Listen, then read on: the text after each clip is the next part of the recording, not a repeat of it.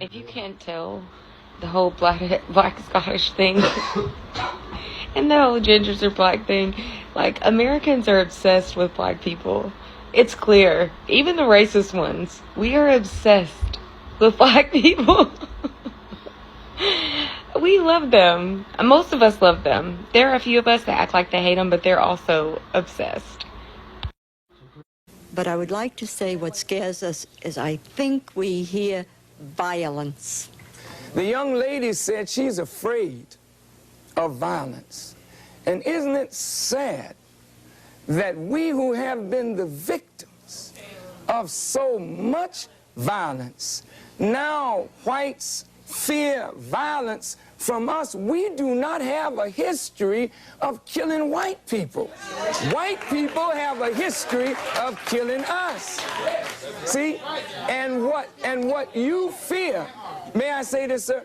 What you fear, and it's a deep guilt thing, that white folks suffer. You are afraid that if we ever come to power, we will do to you and your fathers what you and your people have done to us. And I think you are judging us by the state of your own mind, and that is not necessarily the mind of... Racism is really just infatuation. They're not going to tell you that, though. Like, they're absolutely, like, think about it. Racist white people, they really hate black people simply because they love their skin. Like, they love your dark skin. Think about a dark skinned black person. Do you not know how rich and beautiful that skin looks? Do you know how rich and beautiful that it looks? It literally, you can just look at it and tell that it holds power. So it's more over a thing, like, they look at it and they're like, wow, I admire that. But I hate that you have it and I don't. So I have to make you feel bad for it. That's why they spend so much time trying to get us broken up, you know, even too, like, when it comes amongst of our own people. Like, that's why colorism exists, all of that, because they want you to hate your own kind. Because we really, to be honest, deep down inside, we're intimidated. We love you, but we also hate you. But we don't know what to do with the energy that we love your skin and your culture and certain things that we like about it so much. So guess what? We have to make you hate it. And now I want to do things, and then too, I'm getting into white supremacy. Now, when it comes to white supremacy, it's like I have to do things to put myself in higher power so that you can feel less. You got to feel below me because you already hold power. I can look at you and just tell. Look at your dark, rich skin. And even too, when it's moisturized, do you see how you look? Nah, I got to figure out something. They was probably like, nah, we got to figure out something to keep these people distracted, to make them hate themselves, to keep the world divided. We need to feel better than them at all costs. Let's figure out something. But deep down inside, it's infatuation. I love your skin. I love your skin. I just want you to hate it, though, because I can't have it. Or I really desire that for myself, but it can't happen for me, so I'm going to make you hate it. We are guys, welcome back to the channel. I hope you are all doing good. We are here today to talk about something we all notice but is rarely said out loud.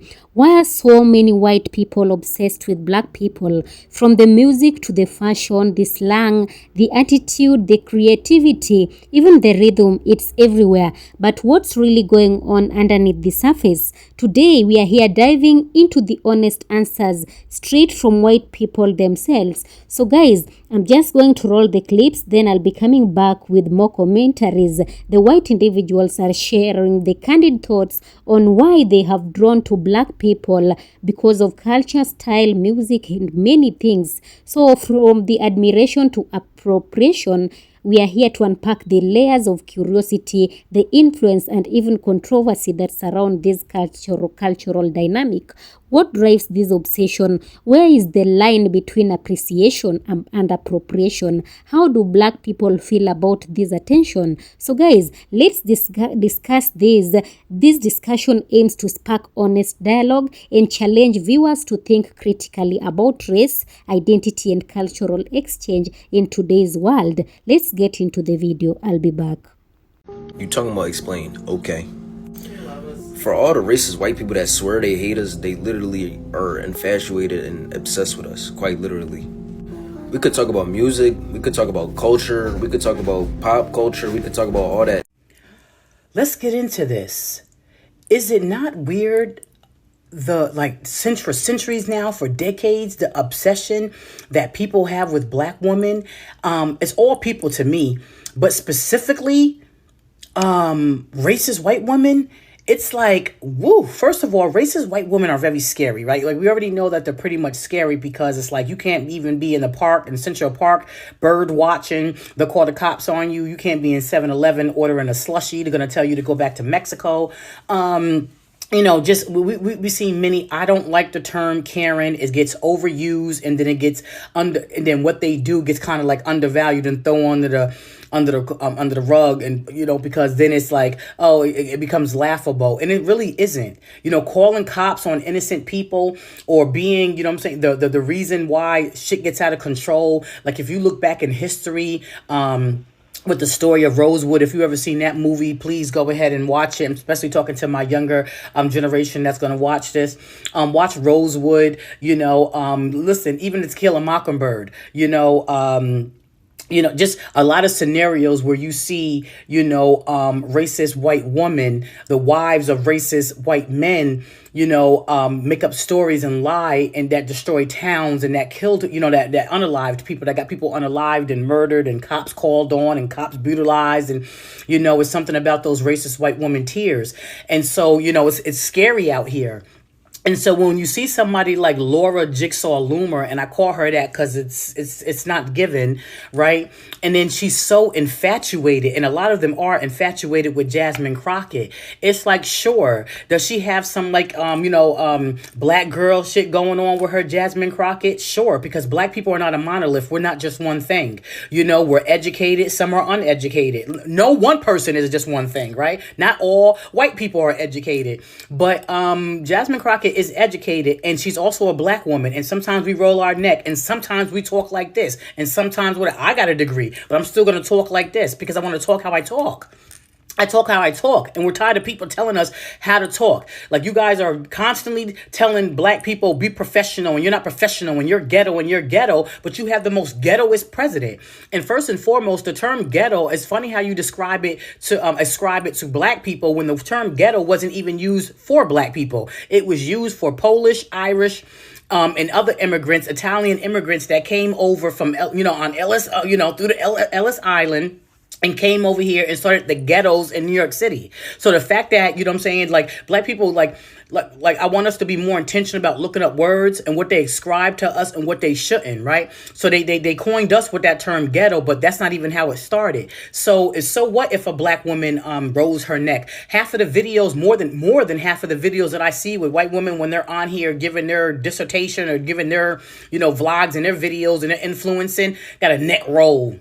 Tries to incorporate some type of black womanitude in their videos. So we're the most copied, most emulated, and like Malcolm X said, most disrespected. However, I laugh at that. I scoff at it. I laugh at it. It's comical. It's flattery. Imitation is a form of flattery. They try to emulate, but you know what I mean? Like, it's really out of control. I'm like, you guys literally just had a whole memorial service for your second coming, and Laura still found the time to go on a social media rant about Jasmine Crockett. Good God, how much space does Jasmine Crockett, take in y'all people's head? Because she out here, she being vocal, and you hate it. So you thought somebody like Jasmine Crockett, who was the center of Charlie Kirk's attention for a few of his rants, you know what I mean? He did not like her, of course, because she was a black outspoken representative who has a law degree and who is educated. You thought that she was gonna say, oh, woe is me about the situation? No, he attacked her. He said that she lacked the brain processing power. He also said that about Cheryl Lee Jackson. He also said that about Ketanji Brown. He also said that about Michelle Obama, okay, who has degrees from Princeton and from Harvard. So, like, give it a break. Like, black women, stop worrying about what they're saying. You're never gonna be educated enough for them. You're never gonna be pretty enough for them, because if they don't like black women, they don't like black women. At least that's what they pretend, right? Because if you ever see the Monsters Ball movie with Halle Berry, I like the part when the white man says, not like it, but there's a reason why I focus on it. Where he said you ain't a man until you bust black open, right? Meaning that you ain't a man until you had a black woman. We know, we know. So we're black women, like it's like y'all love to hate us, right? And we know back in the day, right? Sarah Hottentot Venus, Sarah Barton, her name was Sarah Barton. She was brought over from Africa and she was put on display. They admired her buttocks, they admired her breasts, her shape, and they also sexed her and diseased her and infested her with all types of STDs, right? And that's how she tragically died, because the obsession is too real. It's all too real. You're obsessed with our hair. You always got to feel our hair. You're obsessed if it's real. You're obsessed if it's fake. You're obsessed with be less obsessed. I want Laura to be less obsessed with her surgeon, right? Because let's compare you and Jasmine in 10 years. Let's see how you're going to look in 10 years. And let's see how Jasmine is going to look in 10 years. And then let's talk about that. Then let's talk about education. Let's see how educated you are when you're not hiding behind Christian nationalism in the Republican right-wing party. And let's see how she can stand out in the crowd and be by herself and stand up and be intelligent. Why do you think she's in high demand? So it's funny, the obsession is giving Mariah Carey. It's giving, why are you obsessed with me? I wanna know. You know what I'm saying? Or whatever. It's giving those kind of, it's scary. It's creepy. It's like, if you don't like us, go about your way. See, I'm one of those people who, I don't care about your sundown towns. I don't care about y'all creating your own towns where y'all can just all be racist together. That's what's up. But each and every time, it's like the space that black women take up in your minds and your head has to be studied. What do you guys think? Random thought day 30 is, I think white people forget that they don't have to look at things that upset them. Like, there's so many hate comments in my post about Trey Reed's lynching. For what? Like, when I see something I don't like and I don't agree with, do you think I sit there and get all angry in the comments? No. I completely erase it from my mind and I go enjoy my day. Why can't y'all do that? Imagine being in a country with 300, I said the last time, 330 million people or 350 million people in America, and you only 13% of that country. 13%. And the percentage you are influenced every part of that country. And they make every law possible. They create law because of you. You did not ask to be here, right? You did not ask to be here. They went and got you from a different place. They bought you, they kidnapped you, whichever. They bring you to a new land.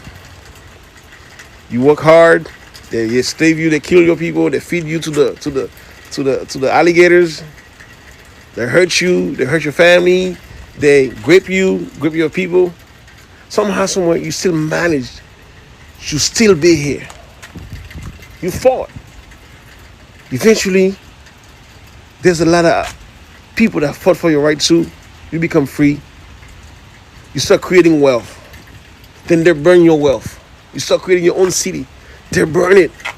Then you have your own separate but equal. They burn your stuff. And you're still surviving. You still keep proving them wrong. They had 400 years ahead of you. Then you got access to school. You're winning. They keep finding a way to cut you off, but you're still winning. Then you think you're winning, but people that look like you, come from a country, they never were enslaved in their own country. They come to your place where you've been fighting for 400 years or more. They come in and they're taking advantage of all the stuff you went through because of what you fought for. But somehow they disrespect you and you're the lane that you've been fighting for. The stuff you create for them. They come in, they're fighting you. They're calling you names. They're calling you lazy. They're calling you all sorts of names. And you're supposed to accept that. They're telling you have no culture. Don't they look like you? Now, you can take it from a different group of people. That's okay. That's Black American. They take it from a different group of people all the time. But the people that look like them, telling them they don't deserve the thing that they're fighting for, but they're benefiting because of the fight that you put out. Black Americans put so much fight. They fought for so much stuff. And a lot of immigrant, a lot of diaspora, a lot of African, a lot of Caribbean people, a lot of black people outside the U.S. come in. They do not understand the struggle, the history. They come in. Everything was already waiting for them. They want them to, because they appreciate the stuff that's already available to them. And they call Black American lazy. All type of names. They don't know anything about Black American. I'm Haitian, like I said before. I'm not here to cater to people. But the more I learn about Black American, the more I love them. I'm Haitian. We're one of the people that fought the French. We know what their blood tastes like. As Haitian people. And I'm not saying calling for anything bad. I'm just saying other black people came to America, treat Black American like crap. Not knowing the history. I'm not calling for anything. Show love, show respect, invite them to your house. Go to their house, love them. They are the model. Everything that we have in America as immigrants is because of Black Americans. They're still fighting. They're still in the trenches, bro. I'm sorry, I'm a little bit too passionate about it. I do not like disrespectful people. Don't disrespect Black American, bro. Don't disrespect them, bro. Just because they hire you, because you're immigrant, you're humble, you're so happy to be here. Don't think that it's normal. It's easy. You got accepted to a lot of school. You think it was easy. You think that was the norm. If it was the norm, why would you come to America? If your country was that great, why would you come? You should come on an education thing and go back, but you stay. Stop it. Even now, Black Americans fighting for immigrants. They are at the forefront of. Sorry, I'm too passionate. Oh my God, I love black people. They're the best. But I don't know. I suppose you have to ask a black person. Better yet, ask a black person from another country. But one thing I do know for certain that I'm pretty sure that people like you are pretty obsessed with black people. Why is that? So guys, we have come to the conclusion of the video, and as I was scrolling through the social media pages, TikTok, I came across so many speakers who were interviewed about this topic, and there was one interviewee who was asked, and she said that she thinks black culture is just cooler, and she didn't know how else to put it. The way people talk, the way people dance, the way people dress, it has this authenticity that she has always been drawn to. And another person was saying that growing up, he listened to rap all the time. Eminem got him into it, but then he found Nas, Kendrick, Lauryn Hill. It just spoke to something deeper than anything he had on top 40 radio. And then, so let's talk about this. You know, these aren't rare opinions. Many white people consciously or not gravitate towards black culture. But let's be clear, there is a difference between appreciation and obsession, and an even finer line between obsession and appropriation. So where did it all start? You know, the fascination is not new. From jazz in the 1920s to hip hop in the 80s, black creativity has always reshaped the mainstream. But often that admiration came with exploitation. When black culture was profitable, but black people were still excluded, silenced, or even worse than that. We have clips from Malcolm X, James Baldwin, and we have in James Baldwin clip, it said that to be a Negro in America and to be relatively conscious is to be in a rage almost all the time. And what I can say about this, black excellence gets celebrated, black struggle often ignored. Yes, so when white people say they love black culture, it's important to ask, do they love the people too? So there is this obsession versus appreciation. And there is someone on TikTok who said that she had braids once and someone called it cultural appropriation, that she didn't mean it in a bad way. She just liked the style. And what I can say is that this is where the conversation gets tricky. Is it okay to borrow from a culture you admire? What if you don't understand the weight behind it? Yeah. And then we have some black cultural experts and social commentators who say that the problem is not that white people like black culture. The problem is when they take it, profit from it, and erase the people who created it. So what does black people think about this? We have a lot of people who have spoken in these clips, and they have also spoken on social media pages. And there is this black person who said that honestly it's weird sometimes, like you love everything about us except being us. And another person said that I think it's flattering until it's performative. If you are gonna wear out our culture, you better be ready to stand with us when it matters. What I can say about this is that admiration without allyship is empty. Loving black culture should come with listening, learning, and lifting up black voices.